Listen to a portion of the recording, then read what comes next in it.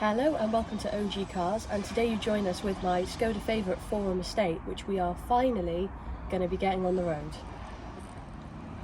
So in case you're not familiar with this car, this is the Skoda Favorit 4-room estate that was at the very back of the barn where we bought 7 cars down in West Wales. This was the car that we were the most keen on, the one that we thought we would probably keep long term, and it has turned out that way. So at the moment I have this one and the CD, which is the other project car we're doing. That one's going to be sold. Me and Owen are going to be keeping this one. Now, this one went on the back foot for a little bit, purely because of all the other cars we've got, but also because the head went off to our friend Vernon and he has refurbed it for us. So this is now a perfect starting point for us to finally get this car on the road. I would normally talk you through this because it's my car, but honestly, I am looking at that like, what on earth is going on? So this is majoritively going to get passed over to Owen, and Owen's going to be doing it and hopefully teaching me a little bit along the way as well. So for last time we saw this car, we did a will it start video, and the answer is yes, it will, but it needed some work. Basically, we were having a leak of water, or this sort of coolant sludge, 20-year-old sludge. The liquid part of that sludge was coming out the back of the head, in between the inlet manifold and the head. So the gasket, we believe, was the problem. And basically, I thought, right, we'll take the head off. We sent it to Vernon, good friend of ours, and very good with Skoda Favorits and Skoda Rapids and all of that sort of stuff. Did loads of stuff with them back in the day. And yeah, he's basically sorted out the whole head for us. He's redone the valves, sorted out the gaskets, redone us some studs because I broke some exhaust studs and the rocket cover studs. So he's basically just overhauled everything for us for a very good price. So big thanks to him. And basically, I didn't video any of that because it was just a split-second thing, just like, right, let's just get it off and send it off. So what we're going to do now is just tell you what we're going to do to put it all back together, and hopefully it works. To start with, I've been using a screwdriver to remove the sludge from in between the block and the cylinder walls, which is, not ideal with there's sludge down there, but we're hoping that by getting all of what we can out, and then putting it all back together, and then flushing the coolant loads of times, that hopefully we'll be fine. Whether we will or not, I don't know. It can be entertainment for you guys.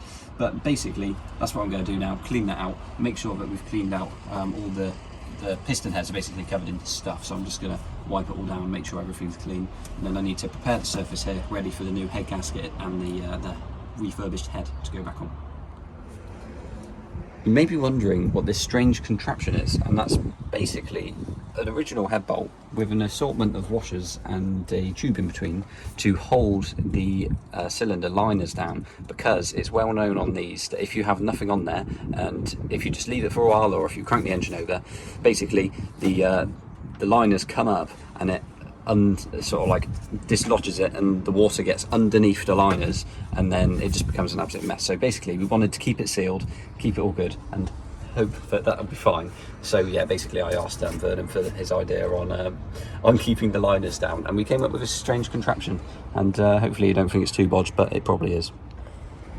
Owen is currently cleaning the cylinder block, and this lovely trail down here of clean water is what came out.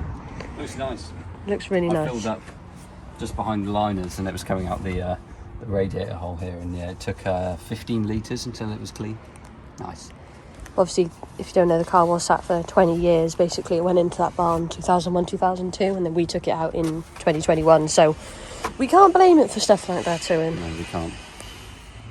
So now that I've cleaned up as much as I can on the coolant side of things, ran it through till it was clean, I've just cleaned up the surface of the head as well, and I've put in the tappets and put on the new head gasket, and now we're just going to plop the refurbished head back on and get those bolts back in.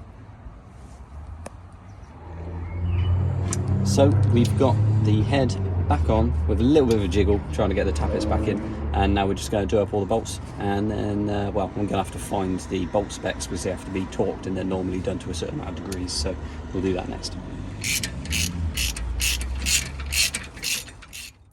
So with the BGA head gasket came this little data sheet which tells us what we need to tighten it to, 20 Newton meters, then 90 degrees again, and then we've got the tightening order here, which I've just done. So I've done all these bolts up, including the rocker shaft and this extra piece which goes beneath where the oil filler is. I've tightened up all the four 13 mils there, and the 4 13 mils there, and the extra 13 mil bolt that goes there. So yeah, that's all the head bolts and all the other associated bits done up. So now the rest can just go back on. Before we get too carried away with other bits, I thought I'd just sort this thermostat first, as obviously it's part of the head and everything. So I've just removed the 3 bolts which hold the end piece on here. Here are the bolts here, and removed the old thermostat, which is yeah, you know, 20 years old, past its prime at least, and just grabbed the old gasket which fell apart. So yeah, that's fine, but it's okay because we've got this lovely new Gates thermostat which comes with new gaskets. So I'm just gonna plop that in and go from there. And that's the new Gates thermostat in its housing and bolted up. So we've got this far anyway.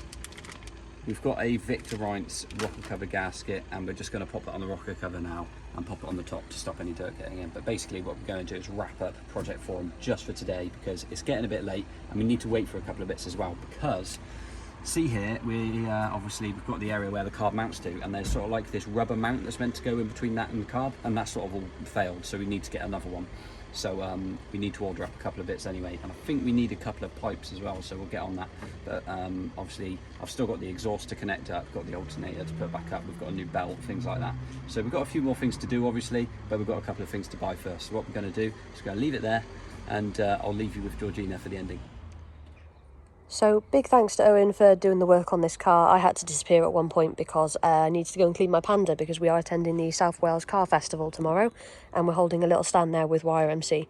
Who knows how many people are going to show up, but Some. We've organised a stand and it'll be great to see some of our friends. And as I say, I really appreciate Owen for doing this. So as you can see, this is all back in. We've just put the rocker cover gasket on vaguely just so nothing gets in there. And we will revisit this when I've done a big old order of parts. So a few more parts to order, but fingers crossed we might have this on the road soon, and that would be really exciting. So thank you very much for tuning in, and do stay tuned for more videos on Project Forum coming soon.